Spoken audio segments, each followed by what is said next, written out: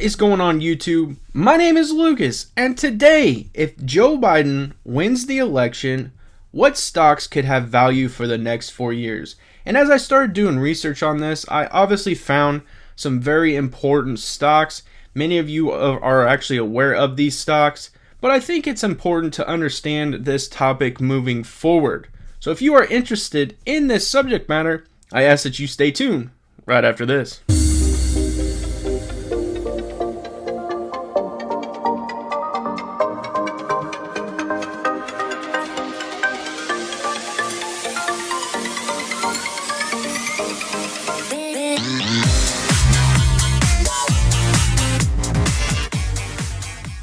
Before we find out the direction at which former Vice President Joe Biden is heading, I ask that you guys smash that subscribe button, smash that like button, comment down below, and now it's time to find out what this video is all about. I really dive into this information. I want everyone out there to completely understand that there is no political, anything involved in this. This is going to be pure stock play. And that's exactly what this is going to be about. So I want to obviously inform you guys of some decisions that could be possibly made based on who gets elected. And so obviously I want to be diversified myself, and I want to make sure you guys are aware of, the directions that with both parties could be heading. Obviously we understand the Democratic Party is very zero emission, very green, and they've even talked about numerous times the Green New Deal. And so I think that's the direction at which I'm going to head, because that seems to be a headline mostly involving stocks. I do think that we are somewhat already heading in that direction, but I feel that the Democratic Party is pushing it even harder, and rightfully so. I mean, we obviously have air pollutants getting out into our air, and we have things, obviously with forest fires constantly being an issue. It seems like every single year they're getting worse and worse. And so I do feel that, some zero emissions, some green would be a great push.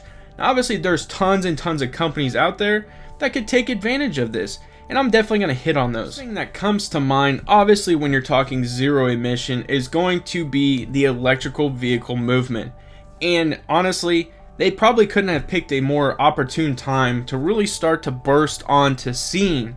And obviously, that's either planned or that's just, hey, we're prepared to enter the market, let's go ahead and do it. But I think that they've picked an opportune time.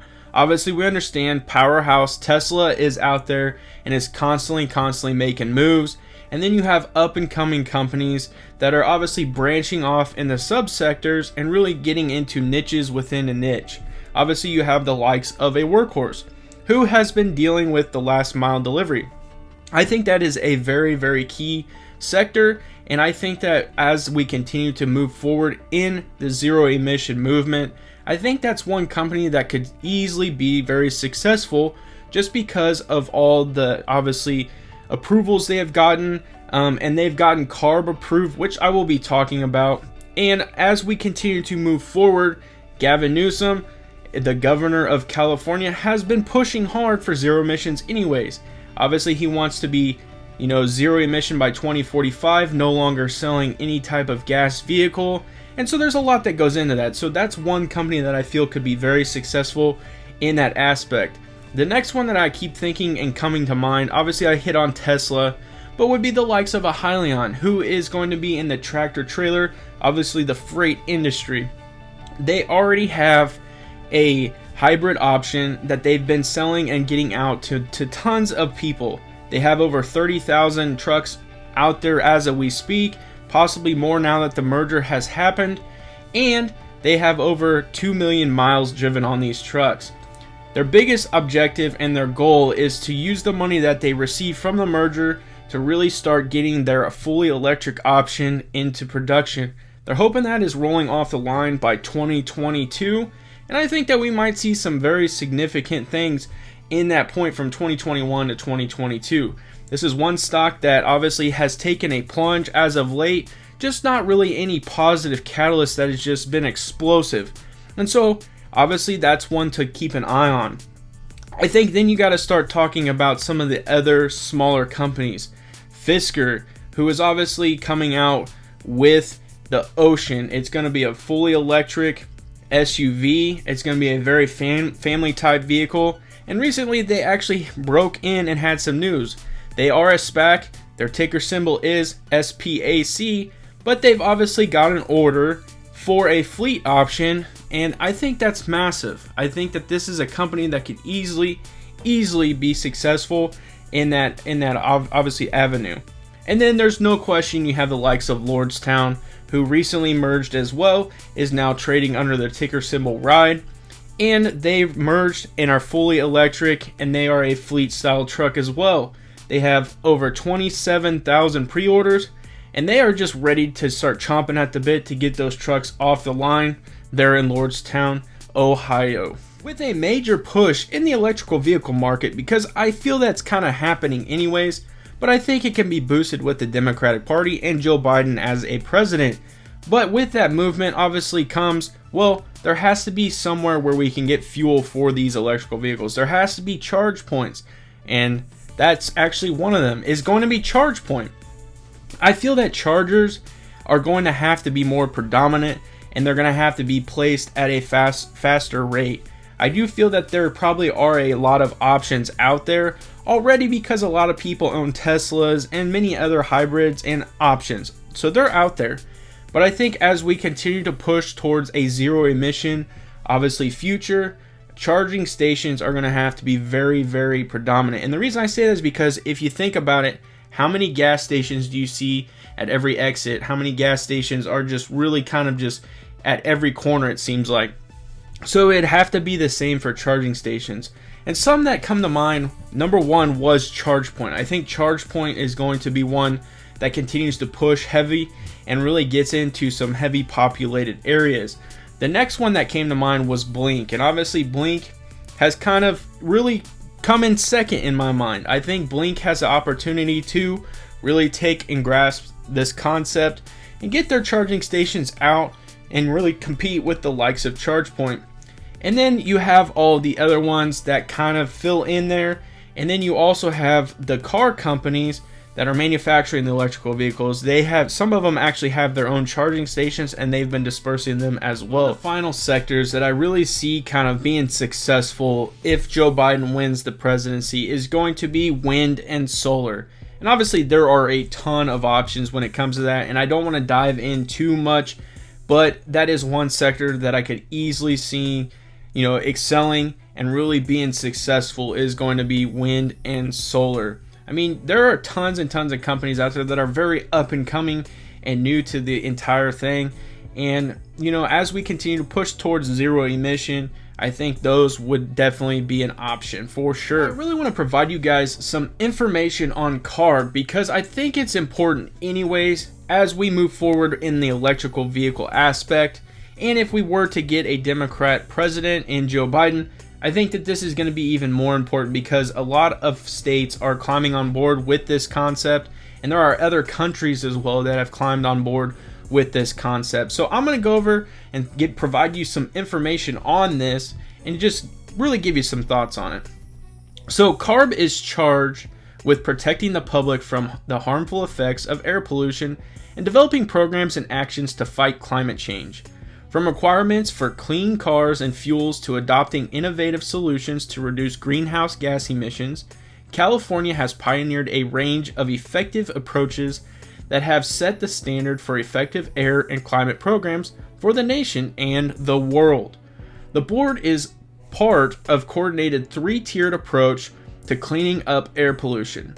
The United States Environmental Protection Agency sets nationwide air quality and emission standards and oversees state efforts and enforcement. The California Air Resources Board focuses on California unique air quality challenges by setting the state's own stricter emission standards for a range of statewide pollution sources, including vehicles, fuels, and consumer products. And obviously I've hit on it multiple times in videos before, but those are some major approvals that Workhorse was able to acquire and get approved for. Not only did they get it in about 100-mile range vehicle, but they were also able to get the approvals for a 150-mile range vehicle. And they are the only fully electric vehicle option out there in the last mile that is able to get these approvals and to be sold in all 50 states. So that is absolutely massive. 35 local air pollution control districts regulate emissions from businesses and stationary facilities, ranging from oil refineries to auto body shops and dry cleaners. To wrap up exactly what CARB does, and I think it's extremely important. So reducing air pollution and protecting public health guide CARB's actions. Their role is to set the state's air quality standards at levels that protect those at greatest risk: children, older adults, people with lung and heart disease. Identify pollutants that pose the greatest health risks, such as diesel exhaust particles, benzene and gasoline, and formaldehyde in consumer products. Measure our progress in reducing pollutants utilizing the nation's most extensive air monitoring network. Verify automakers' emissions compliance at CARB's renowned Hagen-Smit laboratory in El Monte. Research the causes and effects of air pollutants problems and potential solutions using the best available science and technology. Study the cost and benefits of pollution controls, paying particular attention to individuals and communities most at risk. And finally, wrapping it up, lead California's efforts to reduce climate changing emissions through measures that promote a more energy efficient and resilient economy. The final piece that I really think, if Joe Biden wins, we should look towards is going to be everything revolving around infrastructure. And obviously we understand that both parties might want to continue upgrading infrastructure, but I think when you're talking zero emission and really you're just seeing a push for upgrading, I think the Democrats are definitely wanting to upgrade our infrastructure, and I'm provide some evidence on them wanting to do this previously. So swinging on over here, we know that House Democrats had already put together a $500 billion 5-year infrastructure build-out proposal. We also know that President Trump has long wanted to get infrastructure rebuilt together, but really since obviously the coronavirus, that's been put on the back burner, and there's been some other things, obviously stimulus talk, which is a massive deal right now.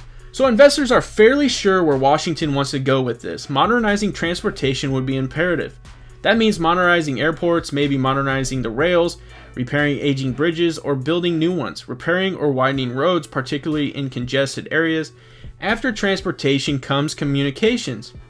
This means the build out of 5G technology with a sense of urgency, especially as it is understood that the Chinese are ahead of us in that space. Beyond that, there are still plenty of locals in these continental United States where broadband is unreliable, where cell service is non-existent. At this point, that is really, really unacceptable. If they are going to build, then they are going to hire. The equipment that is renewed public demand for labor will be manufactured and sold by Caterpillar, John Deere. That equipment will be leased by a firm like the likes of United Rentals. In fact, of all the names mentioned in this piece, that one may be for me the most obvious dip purchase next time. I see that fat pitch. What are they going to do with these large vehicles? So that obviously makes sense.